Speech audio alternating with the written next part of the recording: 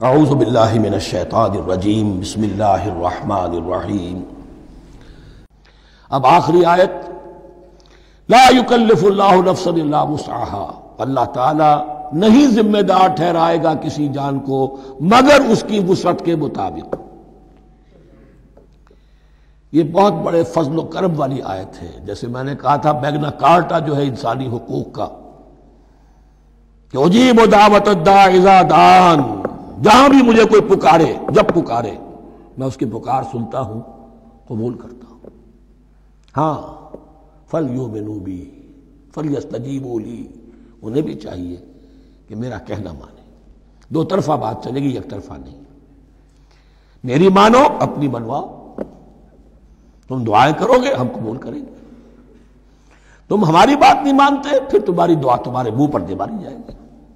کرتے رہو قنوت نازلہ 40 دن کے 80 دن پڑھتے رہو، ڈھاکہ تو بیٹھ ہی جائے گا، بیٹھ گئے۔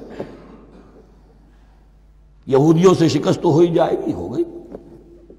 کرتے رہو، حرمین میں پڑھتے رہو قنوت نازلہ، مکے میں پڑھو، مدینے میں پڑھو، پوری دنیا میں پڑھو۔ اللہ کو پیٹھ دکھائی ہوئی ہے، اس کے دین کو پاؤں تلے روندا ہوا ہے، اللہ کے باغیوں سے دوستی ہے۔ کسی نے قبلہ ماسکو کو بنایا تھا اور کسی نے واشنگٹن کو بنایا تھا۔ تمہاری دعائیں کیسے قبول ہوں؟ لیکن یہ جو آیت ہے، یہ اس اعتبار سے بہت بڑی رحمت کی آیت ہے کہ اللہ تعالیٰ کے ہاں وہ اندھے کی لاٹھی والا معاملہ نہیں ہے کہ تمام انسانوں سے محاسبہ ایک ہی سطح پر ہو۔ اللہ جانتا ہے کس کی کتنی وسعت ہے، اور وسعت کن چیزوں سے بنتی ہے۔ آپ کو کوئی اور جین ملے ہیں، مجھے کوئی اور جین ملے ہیں، انہیں کوئی اور جین ملے ہیں۔ یہ جینز، ان جینز کی اپنی اپنی خصوصیات ہیں، خصائص ہیں، پراپرٹیز ہیں، لیمیٹیشنز ہیں۔ آپ کو کوئی اور ماحول ملا، اسے کوئی اور ماحول ملا، اسے کوئی اور ماحول ملا۔ تو hereditary factors multiplied by environmental factors, ان دونوں سے ایک شخصیت کا ہیولہ بنتا ہے انسان کا، جس کو پیٹرن کہتے ہیں ہمارے مستری لوگ۔ جب لوہے کا کوئی شے جو ہے ڈھالنی ہے تو اس کے لیے پہلے مٹی کا یا لکڑی کا ایک پیٹرن بناتے ہیں، انگریزی میں پیٹرن ہے، وہ پیٹرن کہتے ہیں ہمارے مستری لوگ۔ اب آپ لوہا جو ہے اس کو جب اسے کر لیں گے، مائع بنا لیں گے، گلا لیں گے، پھر اس میں ڈالیں گے، وہی شکل ہو جائے گی۔ یہ شاکلہ ہے ہر انسان کا جو بن جاتا ہے۔ قُلْ كُلٌّ يَعْمَلُ عَلَى شَاكِلَتِهِ فَرَبُّكُمْ أَعْلَمُ بِمَنْ هُوَ أَهْدَىٰ سَبِيلًا۔ اس شاکلہ کے اندر اندر آپ کو محنت کرنی ہے۔ اللہ جانتا ہے کس کا شاکلہ وسیع تھا، کس کا شاکلہ تنگ تھا، کس کے جینز اعلیٰ تھے، کس کے جینز ادنا تھے، کس کے ہاں ذہانت زیادہ تھی، کس کے ہاں جسمانی قوت زیادہ تھی۔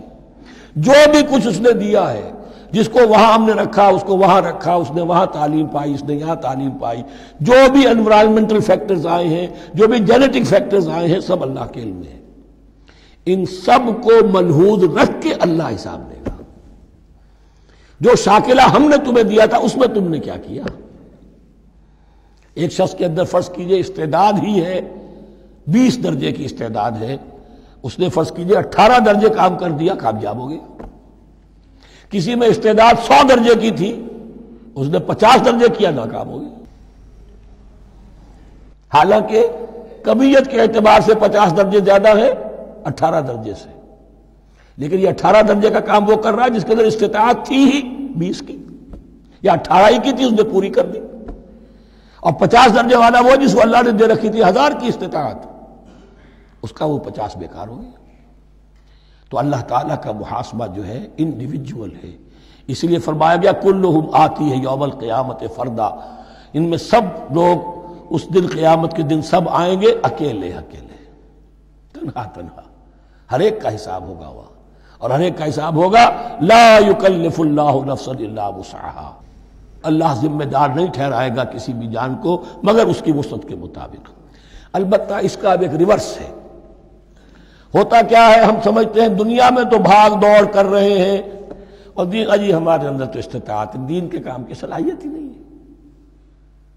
دنیا میں دیکھیں بڑے کامیاب تیزی کے ساتھ دوڑ رہے ہیں، کامیاب پر کامیاب، دین ہمارے اندر تو استطاعت نہیں ہے، استعداد ہی نہیں ہے، کیا کریں؟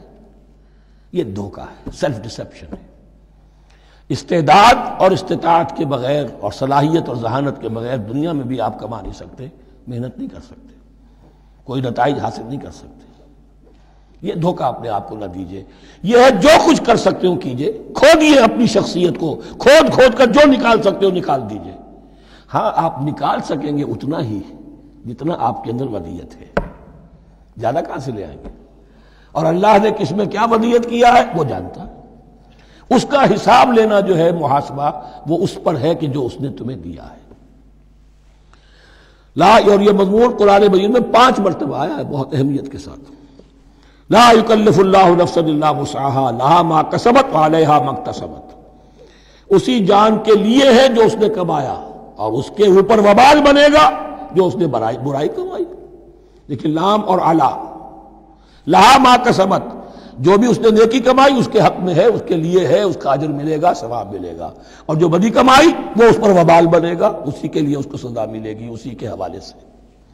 اب وہ آخری دعا آ گئی، جامع ترین اور عظیم ترین دعا ہے قرآن مجید کی۔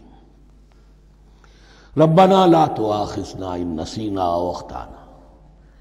اہل ایمان کے راستے پر، عمل صالح کے راستے پر مقدور بھر، امکان بھر اپنی شخصیت کے کونوں کھدروں میں سے بھی نکال کر، اپنی ریزیڈول انرجیز کو بھی نکال کر اللہ کی راہ میں لگا دیں۔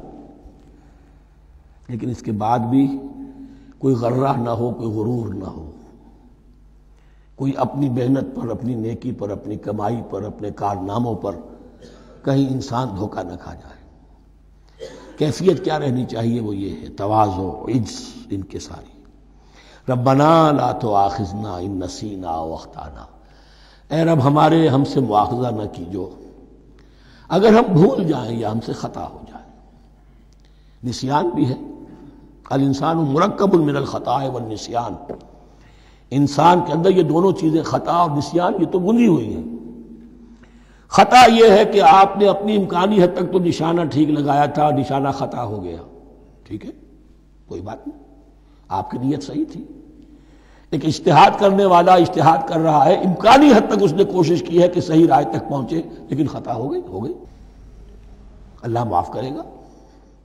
اس نے اپنی امکانی کوشش کی تھی، لہذا اسے ثواب ملے گا۔ مجتہد مخطی بھی ہو تو ثواب ملے گا، مجتہد مصیب ہے، صحیح رائے پر پہنچ گیا ہے تو دوہرا ثواب ملے گا، لیکن مجتہد مخطی ہے تب بھی ثواب ملے گا۔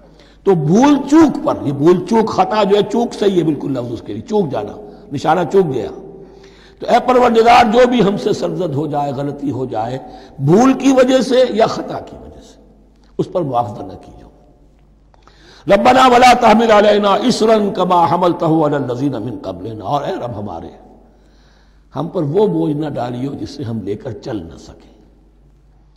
دیکھیے ایک حمل ہوتا ہے جس سے حمال کا لفظ بنا ہے، جس کو لے کر انسان چلتا ہے۔ حمال اس بوری کو یا بوجھ کو اٹھا کر چل رہا ہے، جو آپ کی طاقت میں ہے اور جس سے لے کر آپ چل سکیں وہ ہے حمل، اور جو ہو آپ کو بٹھا دے، اسر اس کو کہتے ہیں۔ یہ لفظ سورہ اعراف میں پھر آئے گا، یضع عنہم اسرہم والاغلال التی کانت علیہم۔ حضور کی شان یہ بھی تھی کہ انہوں نے لوگوں کے بوجھ جو ان کی طاقت سے بڑھ کر تھے ان کے کندھوں سے اتار دیے۔ ربنا ولا تحمل علینا اصرا کما حملتہ علی الذین من قبلنا، اے اللہ تو نے بڑے بڑے بھاری بوجھ ہم سے پہلے لوگوں پر ڈالے۔